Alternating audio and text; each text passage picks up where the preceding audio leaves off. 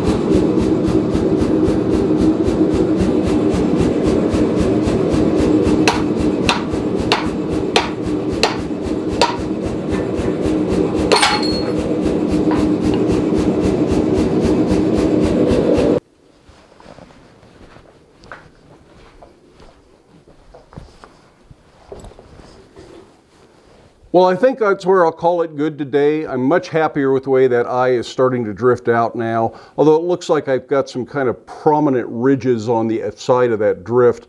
I think I'll probably grind those off, or I'll go to another double bit axe eye drift that I've got that's a little bit bigger, and now that bigger drift does actually fit in the axe eyes. I might do that for the final drifting, we'll see. But this is roughing out very nicely. I've got plenty of material for the spike I envision on this. I probably have a little bit too much material for the blade of the axe, but I do want to keep this fairly close to the 3.5 pound range that the order was for. So I'm going to try and use as much of this material as I possibly can. As I had commented, that drift was made from the Atlantic 33, so it's just a matter of forge it, grind it, heat it up, quench it, go to work with it. Quick, easy thing to do. It is still a little bit rough. I think it could use some more refinement. And by the time I'm done grinding this one to exactly what I think it should be, it might be a little small, so I might make another one.